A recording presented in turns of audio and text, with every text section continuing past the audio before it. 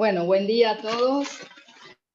Vamos a comenzar con este webinar sobre la consulta psiquiátrica infanto-juvenil. Vamos a darle la palabra ahora al doctor Nicolás Masquelet, que es parte de nuestro staff, y queremos en este tipo de intervención social a dar un aporte comunitario de que se comprenda cuándo consultar, cómo consultar, ¿sí?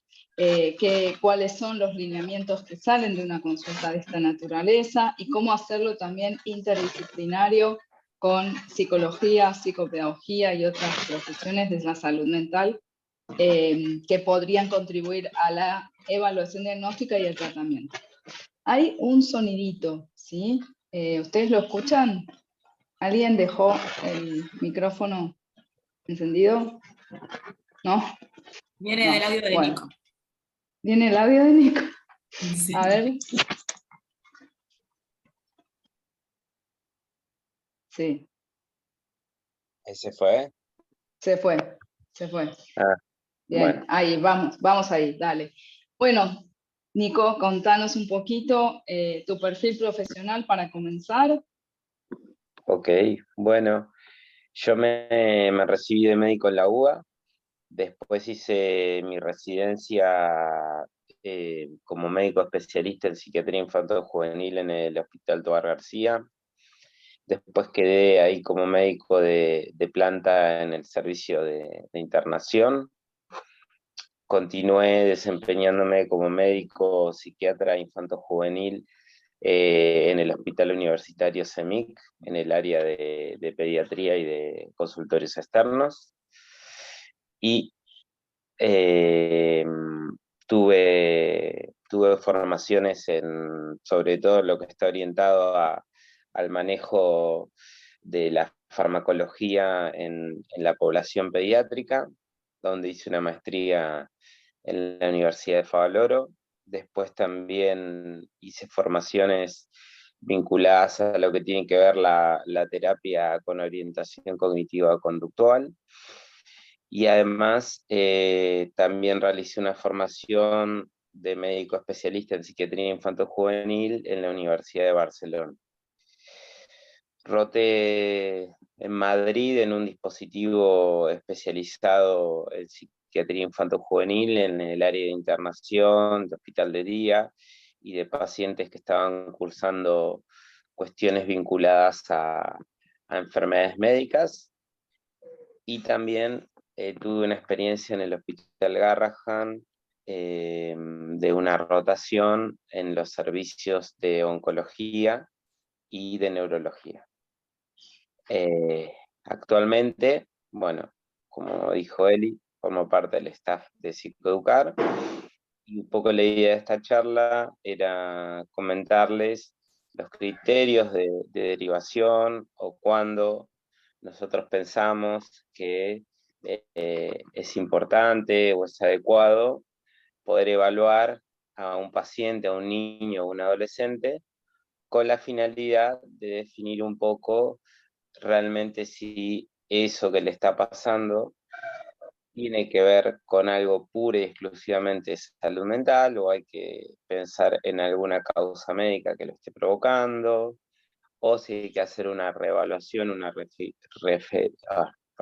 redefinición diagnóstica, o si hay que pensar que el padecimiento es tal que el paciente quizás requiera alguna ayuda farmacológica para poder mejorar su desempeño en las terapias, para poder regular su sueño, para poder regular parte de su conducta o de su aprendizaje.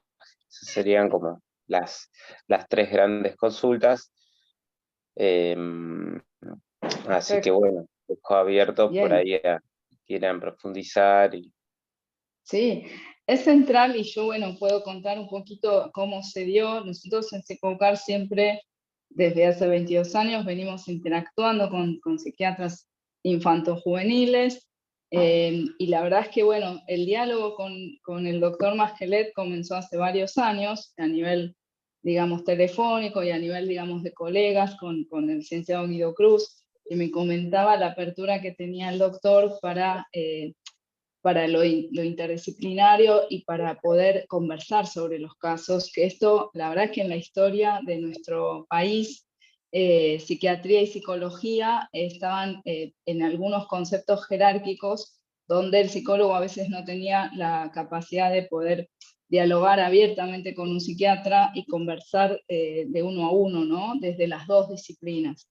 Y bueno, lo primero y lo más interesante de esto, por eso lo integramos al equipo, al staff, al doctor Masquelet, es que así este diálogo sí fluido se puede hacer y se puede encontrar esta riqueza, ¿no? de sentir que el psiquiatra no nos determina y no nos jerarquiza, que bueno, esto es muy interesante, bueno, también por mi tema de la cantidad de años en la profesión, eso así no era antes, donde vos no podías dialogar, ¿sí? Sino que tenías que, como psicólogo, seguir los lineamientos de lo que te indicaba el psiquiatra. Y hoy, bueno, las jerarquías están más abiertas, más dejadas que puedan seguir el fluir de los casos, y entonces la salud mental de los niños comienza desde varios lugares, ¿sí?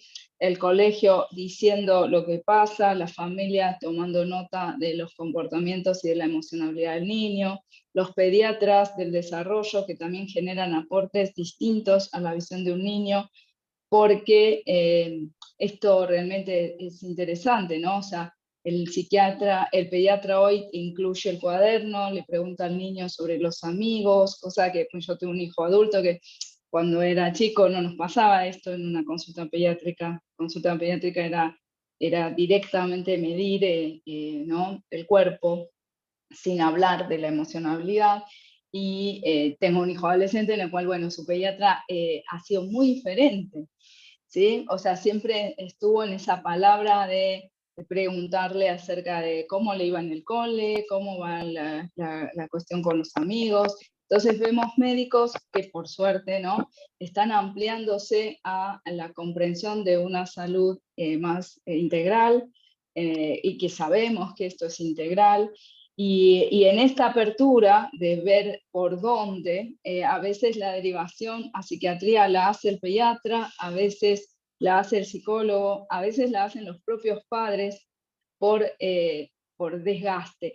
Lo que estaría genial es que la gente no llegue al nivel de desgaste tan alto en la consulta, ¿no? Como ya no damos más, ya no podemos más, o cuando el psicólogo mismo o el psicopedagogo dice no puedo con este caso, siempre como medio incendiado, y ahí ante el incendio pido un turno con un psiquiatra infanto-juvenil. Claro. Lo que queremos desde Psicoeducar es que no lleguemos a eso, queremos mejorar la promoción de la salud, porque hay un concepto que podemos tener salud aunque tengamos trastornos mentales. A mí me encanta este concepto porque por ahí vos tenés una temática hiperactiva, tenés un trastorno obsesivo compulsivo, podés tener un rasgo importante de ansiedad, ¿sí? Pero igual podés conservar una salud mental que te ayuda a llevar mejor esa dificultad que tenés, ese perfil neurobiológico que nació en vos, que salió en vos, genético, adquirido, y con toda la confluencia que todo tiene. Pero bueno, está bueno esto, ¿no? No llegar en estado de, no doy más, entonces pido un turno, porque también se pide el turno, pero se pide desde la extenuación, desde la sensación de que no puedo más. Estaría genial que estuvieran abiertas estas consultas justamente para conocer y para saber qué puede aportar un médico psiquiatra desde la evaluación, desde una comprensión médica. Como estaba diciendo recién Nico, por ejemplo, cuántos casos de obsesiones tienen que ver con temáticas, ¿no? Bien médicas y no estar influenciados del todo por lo ambiental. Por ejemplo, todas las temáticas de los antecedentes psiquiátricos de las familias y las dudas que tienen los padres acerca de esto, ¿no? Y cuando vemos casos de, por ejemplo, de suicidio o de intentos de suicidio muy marcados, los papás quedan con mucho miedo y preguntan. Y bueno, en todo esto hay momentos donde podrían ser consultas coloquiales, ¿no? Donde se pudiera conversar sobre todo esto y saber qué aportes pueden dar. Por ejemplo, para empezar a ordenar un poquito la charla, en los casos en donde los tratamientos psicológicos de 2 o 3 meses de evolución con un diagnóstico que nosotros ya hicimos, que por ejemplo podría ser ansiedad o trastorno obsesivo compulsivo, si notamos que el paciente no puede tomar las técnicas, está con una baja calidad de vida, que esto es lo que los papás no entienden, ¿no? A veces quieren que los chicos resistan, en el TOC pasa un montón, resistan esa invasión permanente de ideas con una muy baja calidad de vida y una sensación de agotamiento tremendo y de estrés. Y todo esto sería mucho más fácil si pudieran conocer qué se podría aportar desde el área de psiquiatría, ¿no? Entonces, los convocamos a nivel comunitario a que acepten una consulta, por lo menos informativa, en donde se pueda presentar el caso y se pueda conocer qué otros aportes médicos podría haber. Nico, ¿cómo sería ese caso? Por ejemplo, un paciente de TOC de 10 años que hace 2 o 3 meses está en tratamiento psicológico, tenemos varios en Psicoeducar de esa índole, y que el psicólogo nota que el paciente está con una, digamos, dificultad en la flexibilidad cognitiva, está muy obsesivo, le cuesta un montón mirar las cosas desde otra perspectiva, entonces las técnicas de reversión de hábitos, las técnicas de exposición, le cuestan mucho hacerlas, y no es por falta de voluntad, porque siempre se cree que el paciente no pone la voluntad necesaria, ¿no? Pero, a ver, te damos la palabra ahí para que nos cuentes o nos expliques. Sí, ese es un buen punto porque un poco lo que vos comentabas antes de la extenuación o de llegar ya cuando el estado psíquico del paciente está en un nivel, ¿no? Que tiene un grado de impacto funcional donde su vida mental está completamente tomada por estos síntomas, ¿no? Hace que se llegue tardíamente a veces a la consulta. Entonces, un buen ensayo donde el psicólogo ve que aplicó todo lo que tenía que aplicar en cuanto a técnicas y el paciente no logra incorporarlas y no logra avanzar, claramente ahí es donde hay que armar un trabajo en equipo y donde hay que reevaluar si es necesario o no una medicación, una vez, como antes había dicho, siempre que se hayan descartado causas externas que no estén generando, llámese, no sé, alguna disfunción a nivel endocrinológico o neurológica o de otra índole médica, siempre que estemos tranquilos desde ese lado. El abordaje farmacológico permite que el tratamiento psicológico sea más permeable y más exitoso. Se habla de los tratamientos combinados en determinadas situaciones puntuales, suelen ser más exitosos que el tratamiento farmacológico por separado o el tratamiento psicológico por separado. Entonces, este concepto de no llegar tarde o de que no sea ya como, bueno, la última opción, a veces está como muy instaurado en la sociedad o incluso en otros especialistas médicos que el último recurso sería hacer la consulta con el médico que hace psiquiatría en niños y adolescentes. Y hoy se sabe que no, que al contrario, estaría o sería importante una evaluación en conjunto con el psicólogo y con el psiquiatra, no necesariamente siempre tener que indicar una medicación, sino a veces ir haciendo una especie de seguimiento e ir enseñando a los padres las alarmas o los blancos que uno debería pensar o evaluar en un posible abordaje farmacológico. Hoy se piensa de otra manera, no es que la consulta es igual a directamente iniciar un tratamiento farmacológico, y a mí me parece importante esto, ¿no? De a veces no protocolizar, porque siempre hay que ir viendo cada paciente, sí también tomarnos como un periodo, y se habla mucho de esto de 3, 4 meses a un tratamiento, ¿no? Con evidencia científica, como es los que se trabajan en Psicoeducar, una vez que el paciente pasan 3 o 4 meses que no ha tenido respuesta, bueno, hay que evaluar al paciente por psiquiatría y rever si es necesario o no algún tipo de apoyo con una medicación, o si hay que pensar en otro diagnóstico, ¿no? A veces también nos viene bien como una segunda mirada para rever el diagnóstico, porque a veces podemos estar, uno puede estar viendo una cosa que el otro no puede estar viendo también. Totalmente. Así que en líneas generales es esa la idea. El diálogo además que se va produciendo porque vos con tu mirada de médico podés tomar otra versión, otra situación del entendimiento del caso y aporta. Y también interesante porque muchas veces, por ejemplo, en interconsultas de familias que vienen de varios tratamientos, que vamos pensando y viendo que tal vez el niño tiene 12 o 13 años y ya vienen probando varias líneas de intervención y tienden a decir no funciona, por ejemplo, las técnicas cognitivo-conductuales no le funcionan.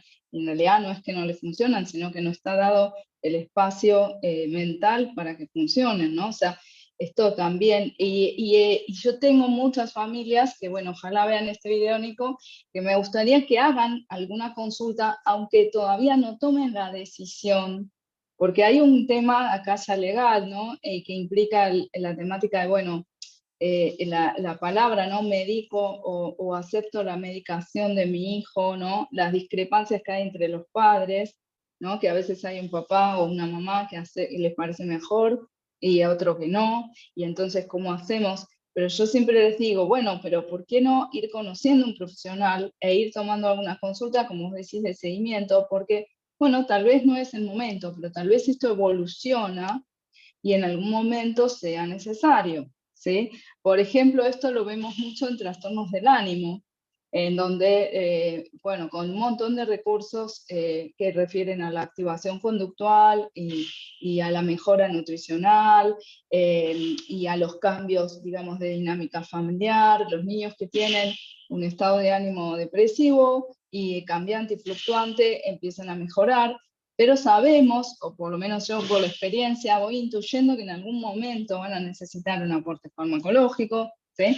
La vamos llevando, vamos acompañando a los niños, pero vamos sintiendo que en algún momento va a ser oportuno. Entonces, habilitar esto y decirle a las familias, pueden tomar la consulta, aunque tal vez la medicación tenga que comenzar dentro de 1 año o dentro de 2 años, ¿no? Porque tal vez todavía son muy chiquitos o todavía no, los papás no están decididos, pero ir viendo esto. Y otro caso interesante en el otro concepto es los adolescentes que hoy tienen el respaldo, que esto, bueno, es muy controversial lo que voy a decir, porque desde el marco legal el adolescente tiene la posibilidad de elegir si toma medicación, pero esto es complejo porque muchos chicos se sienten abatidos por sus ideas, por sus dificultades anímicas y quieren tener una intervención farmacológica y los padres no quieren, y esto se da una controversia que todavía complejiza más los casos. Son temáticas que complejizan más los casos. Por eso, en estas consultas abiertas al diálogo, ¿no? Abiertas a la escucha, a la que también los pacientes pudieran escuchar unas propuestas farmacológicas y tomar decisiones, podríamos amortiguar esos estreses que generan, ese estrés tan grande, ¿no? Esos estresores dramáticos que son qué decisión tratamental tomamos. ¿Qué decisión de tratamiento tomamos? Es difícil. Por eso hay que abrir todas las líneas y hay que aspirar a la buena calidad de vida. No hay que tolerar o resistir patología mental. Esto es lo que a veces vemos, ¿no? Como que, bueno, ya está, ¿qué va a hacer? Sí, hay un sí, podés hacer algo para vivir mejor. ¿Sí? Esto Sí. ¿no? No parece. Sí, sí, de hecho está muy, muy cuestionado, por ejemplo, en lo que son algunos manuales de criterios diagnósticos, donde ponen como requisito, incluso para hacer el diagnóstico, que el paciente tenga una pérdida y un impacto grave en su calidad de vida, como para poder formular el diagnóstico y brindar un tratamiento. Y eso hoy está muy cuestionado, porque, por ejemplo, supongamos un paciente que tiene una molestia en un tobillo, automáticamente va a ir y va a hacer la consulta en el traumatólogo o en su médico pediatra, y se va a pedir una placa y se va a evaluar qué tiene, y nadie le va a decir a su hijo o a su hija, bueno, bancate ese dolor, no pasa nada, es un poquito de dolor en el tobillo. O sea, automáticamente van a consultar y van a ver de qué se trata. Por ahí no puede ser nada, o puede ser algo muy leve, que requiere una asistencia, un tratamiento mínimo, o un cuidado mínimo, o bueno, por ahí puede ser el inicio de algún tipo de cuadro que va a requerir un seguimiento, un control y un tratamiento, o se está digamos, agarrando, entre comillas, o previniendo la evolución de algo que quizás es mucho más complicado, o va a evolucionar, no sé, a un esguince o a una cirugía Claro, ortopédica, ¿no? Entonces hoy se qué cuestiona interesante. mucho esto de que en salud mental, siempre para hacer el diagnóstico, para pensar en un tratamiento, el paciente tiene que estar con unos niveles de sufrimiento, de padecimiento mental altos, como para empezar el tratamiento psicológico o como para hacer la consulta o la evaluación por psiquiatría. Eso es mucho lo que hoy se Sí, es re cuestiona, y interesante también, lo que estás contando. Sí, sí, y también, digamos, hay muchas familias que, por suerte, que son familias que ya tienen antecedentes de algún cuadro de salud mental, y que los papás o los abuelos están en tratamiento. Entonces, ellos promueven que sus nietos o que sus hijos tengan 1 o 2 veces al año algún control, digamos, por un equipo de salud mental, donde se evalúe cómo está el paciente y si el paciente no está teniendo algún tipo de indicador de algún trastorno del estado del ánimo, por ejemplo, ¿no? Esto pasa mucho en familias que tienen muchos antecedentes de trastornos del ánimo, de depresión, de trastorno bipolar, donde hacen que, bueno, todo lo ambiental y la carga genética, como ya se sabe, requieran este tipo de seguimientos, sin necesariamente, vuelvo a repetir, que el paciente haga un tratamiento, sino son controles y seguimientos. claro. No, este es muy interesante. Además, esto que vos decís, ¿no?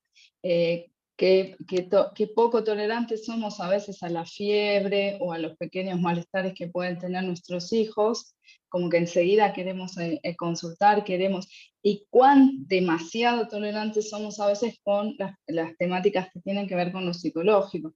Bueno, ayer hice una admisión tremenda, ¿no? O sea, una nena de 14 años que cuenta que hace 3 años que se siente extremadamente triste, ella que la nena pide la consulta, la mamá se negaba, ¿sí? No quería, el papá, bueno, está distanciado, y bueno, entonces fue un caso en donde la madre y la niña estaban en la admisión, y yo empecé en la admisión y bueno, le pensé, digo, bueno, Emma debe estar porque vieron que a los adultos nos cuesta más la tecnología, digo, debe estar ahí activando el Zoom para la mamá, ¿no? Y Emma me dice, por favor, yo necesito quedarme en la admisión porque si yo no hago la admisión, no voy a quedar en tratamiento, desesperada, ¿sí? ¿Qué pasaba con esta mamá que no veía, ¿sí? O no quería ver? Bueno, toda una temática ahí, ¿no? Entonces, creo que el padecimiento, y tenemos que aportar a esto, ¿no? A decir, si hay algo en lo cual hemos evolucionado es en la calidad de vida y en por lo menos aportar intentos de tener una vida en donde no estemos padeciendo lo que no necesitamos padecer, ¿no? O sea, sí hay cosas que si estamos en duelo y vamos a llevar el duelo, pero hay temáticas de la salud mental que se pueden generar mejoras grandes, y realmente sí está comprobado que con el paso del tiempo los trastornos mentales no mejoran por sí mismos, ¿sí? O sea, nadie se le va y se deja de tener un trastorno obsesivo o pánico, ¿sí? No van a dejar mágicamente de tenerlo, que esto también a veces es una idea de las familias. Bueno, y el estigma también, ¿no? De decir, no es lo mismo ir al dermatólogo, al traumatólogo, que ir al psiquiatra, ¿no? ¿Qué impacto tiene este término, ¿no? O antes nos pasaba por ahí hace 20 años atrás con psicología, hoy por ahí con psicología ya no pasa tanto, pero creo que todavía sigue con psiquiatría, ¿no? Como si uno, hasta este concepto de si voy estoy loco, ¿no? Este mito interesante, ¿no? O sea, diríamos que si vas no estás loco, ¿sí? O sea, cuanto más asistís a la intervención de salud mental, en el concepto, este término, porque también muchas veces, y cuento cosas difíciles, ¿no? Pero clínicas, muchos papás, ayer otra admisión que hago de un pacientito que aparentemente tiene un estado de reactividad conductual, tiene 12 años, y los padres consultan porque se porta mal en todos lados, pero es muy inteligente, hace deporte, sociable, veremos, todavía no conozco al paciente, pero el papá me dice, y yo ya le dije, bueno, a ver, Francisco, o la cortás o te llevo al psiquiatra. ¿Sí? O sea, entonces el psiquiatra ya empieza a estar figurado como un nivel, como un lugar, ¿no? De que me van a castigar desde ahí, ¿sí? Y estos lenguajes que pasan en las familias, nosotros como digamos, como profesionales de la salud mental, promoviendo la salud mental, eso es lo que quería decir, tenemos que ayudar a escucharlos primero, ¿no? Pues yo no podía retar al papá mientras me lo estaba diciendo o poner cara de horror porque no iba a seguir hablando. Terminó de decírmelo y me dice, no, pues yo tuve un hermano que hace 30 años, que sí, lo tuvieron que llevar al psiquiatra. Entonces, este hombre viene con un concepto de que llegar al psiquiatra es el peor de los caminos, ¿sí? Y la verdad es que ya se lo está dando a su hijo con esta visión tan complicada de la situación y con este dolor y con esta situación que también me pasa a los adolescentes, que es un paciente que me dice, yo a nadie le podía mostrar ni contar que me sentía mal, y es verdad. Los profesores no te escuchan, los padres no te entienden, ¿sí? O sea, los amigos te aíslan, no te critican. Entonces, ¿a quién le cuento que me siento mal, no? Esta es la desesperación que tienen. Y además los adolescentes están muy activos. Internet los ayuda a que ellos avancen en sus diagnósticos, buscan qué les pasa, ¿no? Y ellos quieren saber qué les pasa y quieren mejorar la vida. Así que, bueno, en todo eso, apuntar a decir, tengamos una consulta donde podamos conocer qué aportes da un médico psiquiatra, qué posible intervención podría dar, ¿no? Sí, muchas veces pasa eso que vos comentás, ¿no? Respecto al estigma o a pensarlo como una especie de castigo o que va a ser como la figura que va a indicar, ¿no? Pautas así muy aversivas o penitencias o internaciones, ¿no? Está como ese lado así un poco hollywoodense de lo que es la figura del psiquiatra. Y también está, como planteaba Rocío ahí en una pregunta, en un comentario en el Zoom, respecto a los miedos del posible impacto de la medicación, ¿no? Si es que se decide iniciar un tratamiento con medicación. El estigma de la medicación también es muy elevado porque históricamente hubo remedios muy antiguos que se utilizaban en dosis muy altas que no eran las adecuadas por falta de evidencia científica en ese momento. Entonces eso hizo que muchos pacientes hayan tenido efectos adversos o que se los veía de una determinada manera, donde era muy notable que se encontraban bajo un tratamiento farmacológico. Eso un poco también tenía que ver con la llegada tardía a la consulta, ¿no? Hasta que el paciente no tenía una crisis extrema o un intento de quitarse la vida, no se llegaba. Hoy se llega antes, por suerte, los remedios nuevos tienen otro perfil de efectos adversos, tienen características incluso que hacen que sean neuroprotectores y también tienen características favorables en todo lo que tiene que ver el sistema cardiovascular, cerebrovascular y endocrinológico, porque como bien sabemos todo lo que es estrés es inflamatorio, Entonces, los medicamentos tienen un perfil antiinflamatorio que evitan que no solo haya un deterioro o un impacto en el sistema nervioso central, sino también en todo el cuerpo, ¿no? Como decía, las arterias, el hígado, el corazón, el riñón, el intestino, ¿sí? A veces se sabe que el estrés, todo ese grado de inflamación que tiene, impacta tanto en la salud física como en estructuras específicas del sistema nervioso central. Entonces, a veces es difícil incorporar este concepto de que los remedios nuevos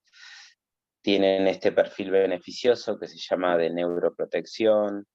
Además no suelen generar ni dependencia ni habituación, porque también está el miedo a que pueda generarse como cierto grado de adicción, entre comillas, al remedio.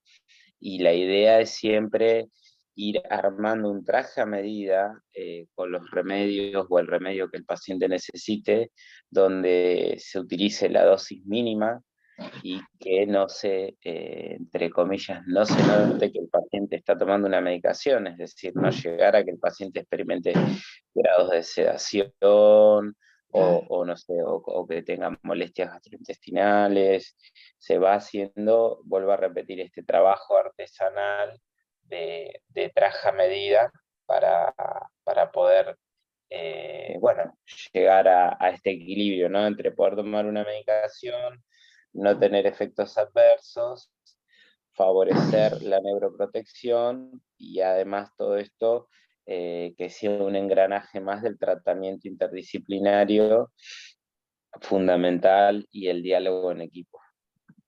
Interesante, Nico. Además, estaba pensando bueno, ¿sabes en qué estaba pensando? En ACV en adolescentes, que yo tengo pacientes que lamentablemente han tenido ACV, y debajo, bueno, debajo de todo esto es un nivel de estrés altísimo que tenían estos chicos y estas chicas que llevaban la vida, porque sabemos que el cerebro adolescente se estresa más por la vulnerabilidad, por el estado de crecimiento que tiene el desarrollo del sistema nervioso, y cómo nadie se pone a pensar en los efectos dramáticos que tiene el propio proceso de dejar liberado ese estrés y todo el drama que trae en la vida, ¿no? Y a dónde se llega por no haber hecho intervenciones tempranas.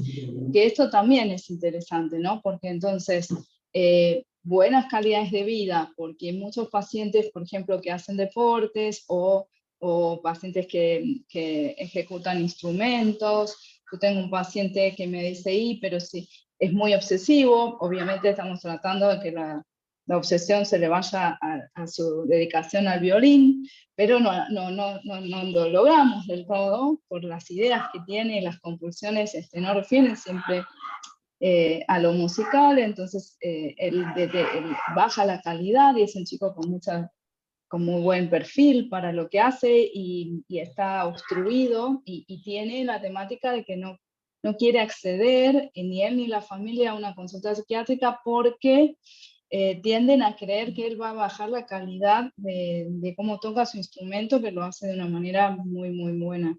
Esta sensación, ¿no? Que es otro de los mitos, ¿no? Si soy buen deportista o si soy buen músico y entonces tomo una medicación, yo te cuento lo que los pacientes transmiten, yo hago todo el intento para que entiendan que esto no es así, pero es interesante ver cómo podrían ellos acceder, o por lo menos escuchar este video que estamos armando para escuchar qué otras opciones hay y cómo podría mejorar la calidad de vida, ¿no? Con indicadores y con temáticas que no tienen que ver con la perturbación, porque fíjense cómo está todo tan asociado, ¿no? Con este criterio, ¿no? Decíamos recién, internación, o reglas muy rígidas, o deterioro en el sentir, ¿no? Los efectos colaterales o secundarios, el miedo, como decía Rocío. Bueno, y abríamos un poquito las preguntas, si alguien quiere preguntar algo, para ir como cerrando este encuentro, si quieren decirlo directamente al aire o quieren escribirlo en el chat para o comentar o preguntar, los escuchamos.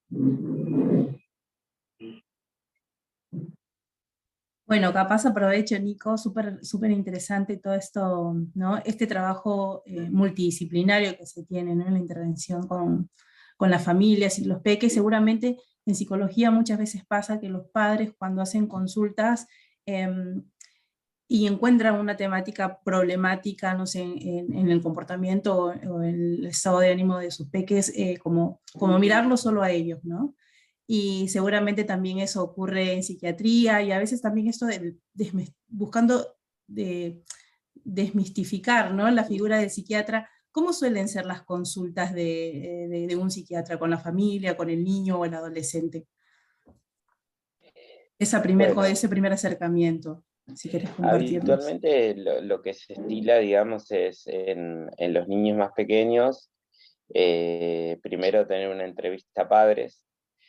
Entonces, en esa entrevista a padres se recaba información desde el embarazo, ¿no?, hasta, bueno, la edad que tenga el paciente. Entonces, cómo fueron toda, digamos, su adquisición de pautas neuromadurativas, si tuvo alguna, por ejemplo, alguna complicación al momento de nacer, si es alérgico o si tiene alguna cirugía, si ha tenido algún tipo de enfermedad infectocontagiosa, algún tipo de internación por alguna cuestión de salud física, si tiene algún diagnóstico o se encuentra en algún tipo de tratamiento pediátrico. Después se va armando un poco cómo fue toda su historia escolar. Se enfoca mucho también en si existieron eventos estresantes a lo largo de la vida de ese niño o de esa niña. Se va haciendo un poco un repaso también de antecedentes familiares, ¿no? Si la familia tiene antecedentes de cuadros de salud mental en líneas generales. Después se va viendo un poco también acorde al periodo evolutivo que ha cursado el niño o la niña, si eso corresponde a lo que podríamos decir que está dentro del periodo evolutivo normal, esperable, o si tiene que ver con algo que está por fuera de eso y hay que pensar en algún, ¿no? En ahondar un poco más en esto, ¿no? Por ejemplo, no sé, miedos a la oscuridad, bueno, pueden ser normales a una determinada edad y a otra edad no estar dentro de lo esperable.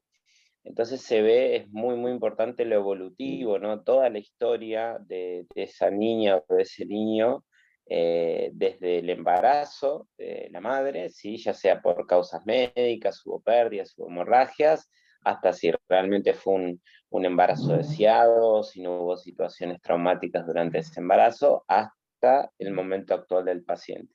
Se hace toda esa historia vital y se ve puntualmente lo que es el motivo de consulta en ese momento, ¿sí? Es decir, qué características o qué situaciones están trayéndolos al motivo de consulta, ¿no? Entonces, siempre se hace una entrevista a padres y en una segunda instancia se hace la evaluación del paciente, ¿sí?, que puede diferir de adolescentes a niños, ¿sí?, porque a veces los niños necesitan estar acompañados por los padres, a veces no. Habitualmente los adolescentes intentamos que ellos estén solos, la hagan solos, y después una tercera entrevista donde se otorga una devolución sobre lo evaluado y las indicaciones a seguir. Y bueno, y después se hace también por así decirlo, bueno, uno se comunica con el psicólogo, la psicopedagoga tratante. A veces algunos familiares quieren que uno esto lo haga de forma previa a evaluar al paciente. A veces uno prefiere que no, para no contaminarse, no tener preconceptos, entonces poder tener una mirada limpia, entre comillas, sobre la situación actual, ¿no? Y lo que nosotros vemos, a pesar de que hacemos todo esto evolutivo, siempre es una foto del paciente, entonces a posteriori se podrá seguir formulando, si es que hay que formular alguna hipótesis diagnóstica o algún tratamiento, acorde a cómo vaya evolucionando con el correr de los meses y los años ese paciente. Es un poco, digamos, la sistemática de trabajo, ¿no? Habitualmente lo ideal son 3 consultas, una padres, una para el paciente por separado, y después una tercera entrevista con los padres, o a veces con los padres y el adolescente si hay que transmitir tratamientos que va a cumplir y que va a manejar el adolescente. Bien, bien. ¿Alguna Gracias. pregunta más?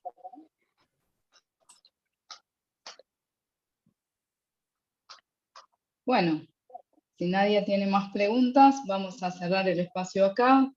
Me parece que también va a ser muy oportuno dejar que los que puedan ver el video puedan hacer comentarios o preguntas también en YouTube para poder responderles y poder, bueno, convocarlos a esto, ¿no? Que puedan conocer líneas de intervención, que puedan tener esta amplitud de criterios y que entre todos contribuyamos a una mejor calidad de vida para todos.